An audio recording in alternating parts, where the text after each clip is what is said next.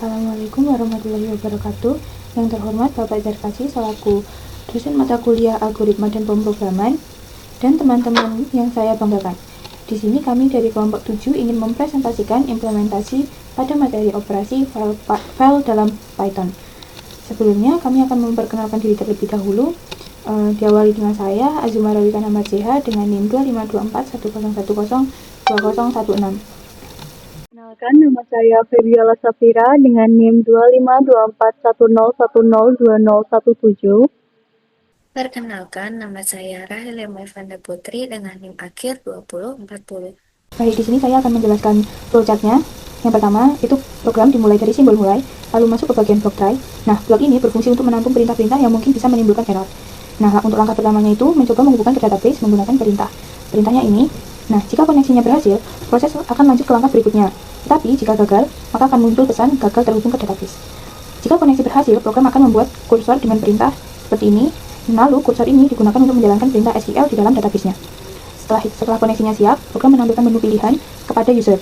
Di sini ada 4 opsi, yaitu ada membaca data, menambah data, mengubah data, dan menghapus data.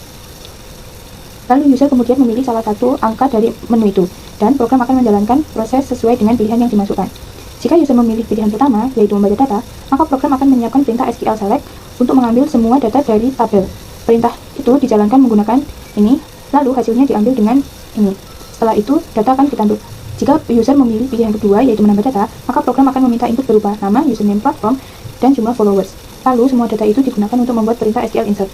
Setelah dijalankan, perubahan disimpan ke database menggunakan ini, dan program akan menampilkan pesan berhasil ditambah. User memilih pilihan ketiga, yaitu mengubah data, maka di sini user harus memasukkan ID data yang mau diubah, lalu mengisi nama baru dan jumlah followers yang baru.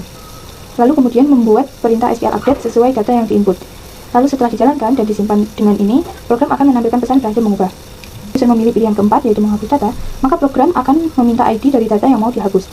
Perintah yang digunakan itu SQL delete from dengan kondisi ini. Lalu setelah dijalankan dan disimpan, maka program menampilkan pesan berhasil menghapus. Setelah semua proses selesai, program masuk ke bagian finally. Di sini program akan mengecek apakah koneksi ke database masih aktif. Jika iya, maka kursor ditutup, kemudian koneksi ke database juga ditutup. Namun jika tidak, maka akan langsung ke bagian selesai.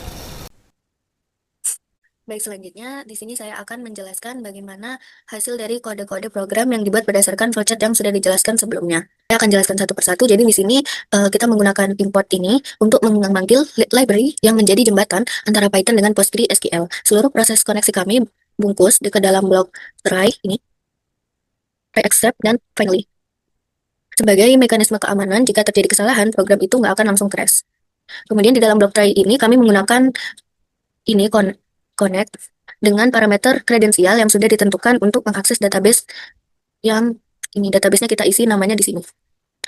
Nah, kemudian setelah objek koneksi conf dan kursor itu kursor itu berhasil dibuat, kami tidak langsung melanjutkan ke menu. Kami melakukan verifikasi dengan mencetak informasi server menggunakan yang sebagai berikut dan menjalankan query, yaitu sebagai berikut. Untuk memastikan kami benar-benar terhubung ke database yang tepat. Nah, jika dijalankan itu, nanti bagian yang awal ini akan menghasilkan ini. Kemudian yang selanjutnya ini adalah antarmukanya. Di awalannya itu pengguna bisa memilih fungsi yang akan digunakan. Nah, output yang terlihat oleh pengguna itu adalah sebagai berikut. Nanti di sini diisi antara 1, 2, 3, atau 4. Nah, sekarang kita asumsikan pengguna itu memilih 1, yaitu kita gunakan if choice sama dengan 1. Nah, di sini 1 itu adalah membaca data influencer. Nah, pertama kami mendefinisikan query SQL. Nah, influencer di sini itu adalah sebagai sebuah entitas yang akan dibaca. Jadi, dibacanya itu per entitas kalau untuk di sini. Kemudian untuk kemudian query ini dieksekusi dengan queue execute dan hasilnya berupa seluruh baris data. Nah, kami ambil menggunakan kursor fetch all dan disimpan dalam variabel records sebagai sebuah list. Selanjutnya, kami menggunakan perulangan for pada setiap baris dalam records. Di dalam perulangan ini, kami mencetak setiap kolom row 1, row 0, row 1, dan seterusnya dengan label yang deskriptif agar outputnya mudah dibaca oleh pengguna. Nah, di sini mari kita coba masukkan 1. Ya, di sini akan muncul isi dari entitas yang dari influencer, yaitu di sini ada seperti berikut. Nah, selanjutnya itu kan programnya koneksi database-nya terputus. Jadi kita kalau mau pilihan yang selanjutnya, kalau mau mencoba yang selanjutnya harus di-run lagi. Dan selanjutnya adalah pilihan kedua, di mana yaitu menambah data. Seperti yang kita lihat di sini, program secara interaktif meminta setiap informasi pengguna untuk mengetik dan menekan enter untuk mengisi data apa yang mau ditambahkan.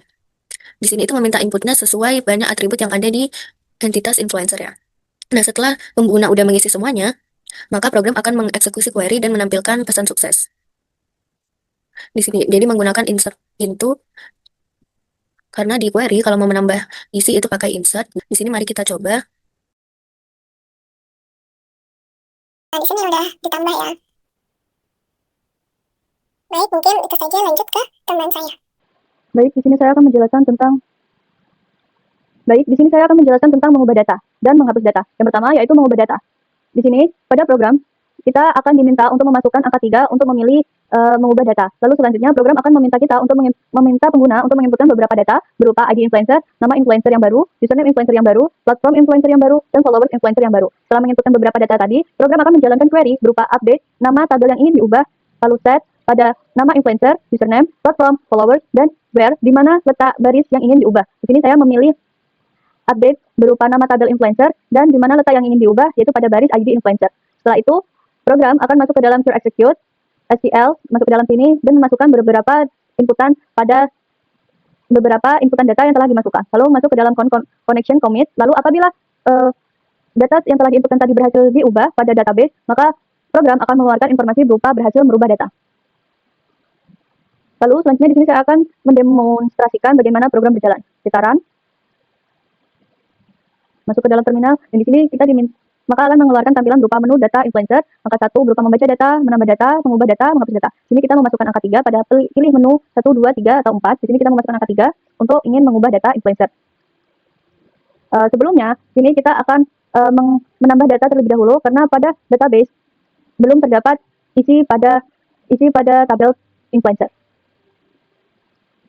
Baik, setelah saya memasukkan beberapa data, di sini saya akan mendemonstrasikan mengubah data. Maka akan mengeluarkan tampilan menu data influencer. Di sini kita memilih angka 3, inputkan angka 3. Lalu kita masukkan ID influencer yang ingin diubah. Saya ingin di sini mengubah ID influencer Jenny yaitu dengan ID 4. Seperti nama influencer yang baru, di sini saya ingin memasukkan nama Lisa dengan username Lisa. Lalu selanjutnya platform. Di sini saya memasukkan Instagram. Jumlah followers, di sini saya memasukkan angka 105.200.000. Lalu di sini program akan mengeluarkan informasi berhasil merubah data, koneksi database ditutup. Lalu kita akan cek apakah pada database influencer, database tabel influencer, ID influencer 4 dengan nama influencer Jenny dan username Jenny Ruby Jane, platform Instagram dan followers sekian, itu apakah akan berubah atau akan tetap. Kita run.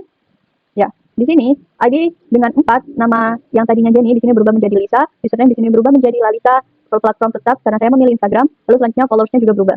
Maka dapat disimpulkan bahwa program mengubah data berhasil dilakukan. Baik, selanjutnya saya akan menjelaskan tentang query atau menghapus data. Di sini pengguna diminta untuk menginputkan angka 4 sehingga akan masuk ke dalam menghapus data influencer. Nah, di sini pada program pengguna diminta juga untuk memasukkan ID influencer yang ingin dihapus.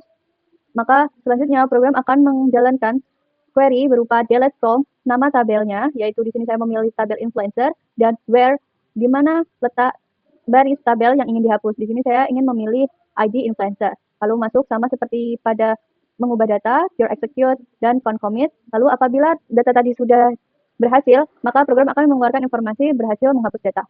Maka kita langsung saja ke dalam demonstrasi. Kita jalankan. Masuk ke dalam menu data influencer, kita masukkan angka 4, kita enter, lalu ketik ID influencer yang ingin dihapus. Di sini saya ingin menghapus data Lisa dengan ID 4. Kita masukkan angka 4 kalau begitu, lalu kita enter dan akan mengeluarkan informasi berhasil menghapus data. Apakah data pada database tabel influencer dengan ID 4 ini akan terhapus? Mari kita cek. Kita run.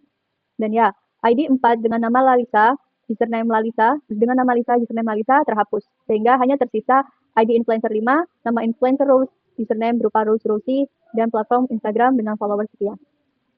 Dengan begitu, program yang kita jalankan tadi, kode programnya juga itu berhasil digunakan.